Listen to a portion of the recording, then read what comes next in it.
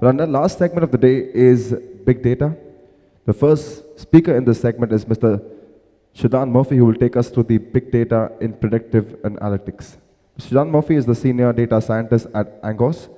He's responsible for the pre-sales, technical support, training, and data modeling services for APAC and EMEA.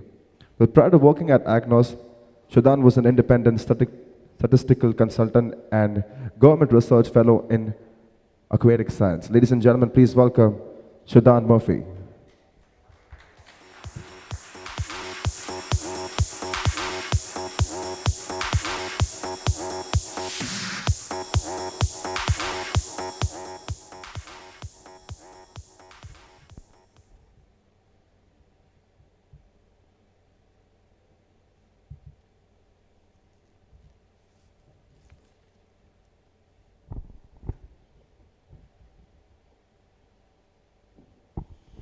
Great, thank you.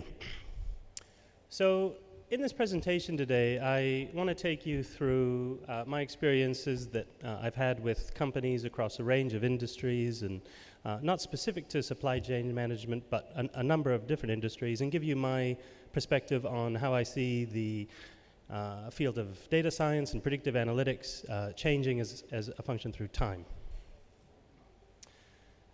So just before I do that, though, I want to introduce the company that I work for. That's Angoss Software Corporation. They're headquartered in Toronto, Ontario, in Canada, and consequently, they're very well known through North America and Europe. And we've only relatively recently established a presence here in the Asia-Pacific region. We've been around for quite some time, 25 years. And what Angoss is famous for is a software platform that they've created to make predictive analytics very simple for non-technical users. So if there are individuals that don't know how to code or perhaps may not be that technical, they can undertake sophisticated analyses quite simply. If you're more technical or you have more technical users, the software also helps them deploy their models and build them more quickly so that they can complete their process much faster. Angoss is particularly well known for their work in risk, sales, and marketing, but we work in many facets of predictive analytics across a range of industries, everywhere from business and insurance, all the way through startups and supply chain management and so on and so forth. So that's Angoss. Let's now talk a little bit about data science. So I broadly and quickly define data science as the application of mathematical and theoretical principles to applied business problems. And this is an example of a very early data scientist. So William Seeley Gossett was a well-educated man, went to Oxford University. He wasn't particularly profound in any of the subjects that he studied, but what he was very good at was being a bit of a Renaissance man. So taking the understandings he had of a number of different fields and applying them to business concepts or applied concepts that he was particularly interested in. Now, he was working in what is the greatest country in the world and in what is the greatest company in the world. He was working at Guinness Breweries. And Guinness, at this time, was ahead of its, this is over 100 years ago, Guinness at this time was at the forefront of data science, in that it was one of the first companies to use mathematical principles to improve their supply chain management. And they had this issue that they presented towards this new hire. They were having this problem where they would spend all this time and money on building a brew only to have to throw it away because it lacked their quality control standards. And so they wanted to see if he could use this data science background or statistics background to improve their current approach, which was to use the best possible ingredients, follow a recipe, and see what came out. So, that was their business problem. How do we develop an early warning system to say this brew isn't going to be any good? So he went away and he solved it using the scientific method. He developed a series of hypotheses, tested them, and so on and so forth. And he formalized his solution in something called the student's t-test, which is a famous statistic that still exists today. And so he did the data science, he solved it. And then he deployed this information, this algorithm, through the organization. And I like to think that that's why Guinness remains so popular today, because of this student's t-test, and it was a trade secret for them for some time. And then he spent the rest of his time at Guinness Brewery working in agriculture and so on and so forth, refining and iterating this data science problem. So why did I bring that all up? This was 100-some years ago. None of this process has actually changed. This is the process that people use to follow and complete their analytical process today. They define a business problem, do the data science, and then deploy it through the organization. And then if they're wise, they refine and continue to iterate this and improve whatever they've developed. So this has not changed. The other thing that hasn't changed is the idea of who's doing your predictive analytics, the data science. So was William Seeley Gossett a brewer who was interested in statistics, or a statistician who was interested in brewing?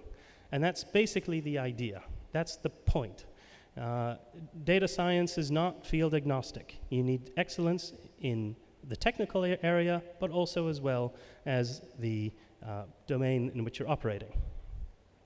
Now, as for the data scientist, fortunately, he spent the rest of his time at Guinness Brewery, but he ended up drowning in a vat of Guinness. His friends and family tried to save him, but he fought them off rather valiantly. He was a true Irishman. Now, so that process hasn't changed. The idea of the high-level business concept that you follow in order to achieve your analytical undertaking. Also, the idea of who's doing your analytics doesn't change. So what has changed? Number one, Guinness Brewery at this time was at the forefront of their thinking. Today, everyone is doing predictive analytics. If we take a look at the spend of funds on predictive analytics across a range of industries, this is annual predicted as well as real spend on predictive analytics across a range of industries, we can see that it's large and it's increasing. Year-over-year compound annual growth rate is approaching just over 20%. Now, I'm not blaming anyone in this room, but actually supply chain analytics and logistics was actually one of the slowest industries to incorporate predictive analytics in their environment, and consequently their spend on predictive analytics exceeds that of the average market. So what else has changed? Ironically, in the days of Guinness breweries, when they're developing the t-test, one of the challenges they were having was relatively few sample sizes. So they were dealing with the problem of how do we come to a conclusion if we're dealing with 5 or 10 or 100 samples. We don't have that issue anymore. We've now moved into the realm of big data, in which we have the 3 V's that people are likely familiar with: volume, the large size of data, the velocity in which it's coming in and going out, as well as the variety of data. So with respect to the volume of data, until relatively recently, we were collecting these huge quantities of data that were impossible to analyze. So the way people analyzed it would be able to take a subset of that data and perform a calculation on it and infer that the algorithm that was developed or the solution that would be developed would apply to the remaining of the fraction of the data set. Today, of course, we've developed technologies and new paradigms of computing power that allow vast quantities of data to be analyzed. Of course, there's huge untapped reservoirs of data that remain undocumented, which have been discussed previously. The other V, of course, is velocity.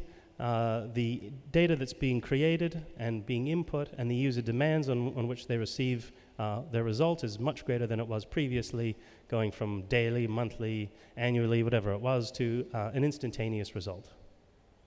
And finally, there's also the variety. Even in the presentations that we've heard today, it's abundantly clear that the types and variety of data that people are taking advantage of is wide. Everything from sensor data to GPS data to facial recognition data, eye tracking, et cetera, et cetera. So this has changed. The age and the paradigm of the data has also changed. The other major observation that I've made in my work is this idea of the Internet of Things, where the harmony of household or cell phone device connectivity, vast changes in new paradigms of computing power, And this new age of data that we're in, the combination of these items has created the Internet of Things. And this is where I see many successful businesses beginning to operate, in which they're taking advantage of the combination of these items to produce novel and interesting techniques. Obviously the famous example, some of the examples we've seen today, of course, but Google Maps, where not only do you have a map, but you get crowdsourced information on mobility times and so on to understand traffic conditions. So how are companies doing this? The shift in thinking in a term among analysts is moving to the open source environment. R, Python, Spark, Hadoop, the Apache Software Foundation. These are the major drivers of this new generation of analysts, this new generation of business technology in which they're incorporating these types of languages. Now, this puts me into a little bit of an uncomfortable position because I'm promoting open source free software that you can download and build into your environment, and yet I work for a software vendor that's selling proprietary information. It's very difficult to compete with these open software because you have millions of developers doing cutting edge work and contributing and giving it away for free. So what many software vendors are doing, including my own, are developing software that work well with this open software paradigm. So one of my observations while working with companies is they'll spend a huge amount of money, and maybe not even necessarily understanding why they're spending a huge amount of money, but they'll spend a large amount of money building the infrastructure required to build big data technology, setting up Hadoop, putting in data lakes, and so on. But the issue is that their analysts are unable to take advantage of this because they lack perhaps the programming expertise in Scala or Java or R and so on. So companies such as my own are building software that allows you to very quickly plug this software on top of your big data environment and then use a GUI-driven design to take advantage of the distributed computing power. So we've just released this software, and you can overlay it directly onto your Hadoop environment, HDFS, connects to HDFS, Hive, and so on. And your analyst will be able to undertake analytics on this distributed computing without any particular coding or sophistication of the data environment. Now, very briefly, I thought I would talk about some examples that don't apply specifically to give you a diversity of companies that are using predictive analytics on this particular platform I've just mentioned. And the first is a bank. This is a multinational bank, and they were having an issue, and they approached the company because they were losing money, or their profitability wasn't as such because of the large number of debtors. So they needed help with their collection strategy. So they had customers, and basically the customers weren't paying their bill. So they came to us and asked us to help design a solution, and the solution that we provided was such. First of all, we took their entire data sets and combined it with multiple data sets, so it was a huge volume of data. And we identified those customers that said, you're never going to get any money from these individuals. So we used the Angoss software platform, decision trees, logistic regression, and so on, to build a prediction of you're going to get money or you're not going to get money from these individuals. Those individuals you're not going to get money from, write them off. So those individuals that you're going to get money from, what do? There are several ways in which this organization could contact them. They could visit them, they could send them a text message, they could send them an email, and so on and so forth. So given that these are the individuals that you're to contact, how do you contact them? So we employed something called optimization, or linear constrained optimization, to say the best way for you to maximize your profit is contact this person by telephone. This person ought to be visited. So this is the second thing we did. We said this person is going to pay, and we told the company how to collect the money. The next step, of course, was to provide an effort and the expected profitability. So the final result ended up saying person A ought to be contacted by telephone, phone them 5 times, and this is the expected amount of money you're expected to receive upon successful collection. So they deployed this device across their system, and unfortunately I've signed an NDA, so you can't question me too much, but they had improved their profitability. Their time to collection was reduced dramatically, and there was a joke going on about phone and forget, where you phone an individual, you phone a customer, and you're more likely to receive your call back with limited effort. The second use case I want to talk to you about involves a telecommunications company based in Europe. They had a interesting proposal, or an interesting business plan, in which they were aggressively recruiting customers. So they would, if any customer, if any individual, regardless of their financial capacity, wanted a telephone, it was given to them. The obvious issue is that there's a certain expense for this company to give a customer a telephone. And if that customer failed to pay their bill and the contract fell into debt, then that company was exposed to significant amounts of dollars spent. So they came to us with this issue, and we developed 2 things for them. The first thing we developed, and this refers to the velocity of big data, the first thing we developed was a instantaneous way for them to identify who was creditworthy and who was not creditworthy. So this is in the form of what we call an application scorecard. So an individual's personal information and other variables were put into this system that we developed, and they would receive a response of whether this person was worthy of receiving a telephone or unworthy of receiving a telephone. The second thing we did was that we took their existing customer portfolio and indicated which of the groups in their existing customer portfolio were likely to default on their contract within the near term.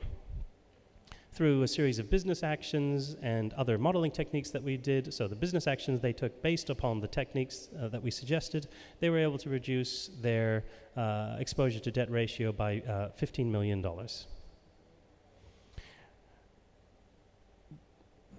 Up to now, I've talked about 2 very successful use cases. This is an unsuccessful use case, initially. Yeah, thank you. So in this particular case, this is a speaker component company. They sold speakers. And they were having this issue where customers were coming in and speaker components weren't available for their purchase. Now, the problem here is that the individual customers were loyal to the brand and not the store. So if a customer comes in, finds that the speaker isn't available, they just go next door, buy the identical speaker at almost the same price, and they walk away and they lose that sale. And there was also these times, these stochastic or episodic events where there were massive sales for particular, they couldn't figure out why, but there were large peaks in sales in which they received the majority of their revenue for that particular sale brand. And that was the issue we were having. We wanted to predict inventory or predict sales during these peak periods so that they could prepare their necessary inventory. The typical way of doing this demand forecasting in the supply chain is to use historical sale data to predict future sale data. The only problem is if you have these unexplained events in which previous sales are not doing a good job of explaining past sales, your model is going to be bad. And this is the issue we ran into. We could not get past sales to predict future sales. So what we ended up doing was writing some spiders to crawl the web, access blogs, access social media to determine user chatter, customer chatter, and event planning. So using the social media chatter, we were able to figure out, for example, when there was a peak in reviews, people were talking about speaker components, when music venues were coming up, what their competitors were saying, if there was a significant sale going on. And we were able to take advantage of this information, and we found actually there was a correlation in various signals we found in this social media chatter that correlated well with the demand forecasting. So we were able this is the variety of data that comes, this is the V for big data, the variety of data that comes in with big data. We were able to merge multiple, what you would view as unrelated data set to improve our demand forecasting. They received a 12.5% increase in year-over-year annual sales, and we continue to work with them through a deployment system in which we've developed a mobile application to push an inventory-related warnings for them.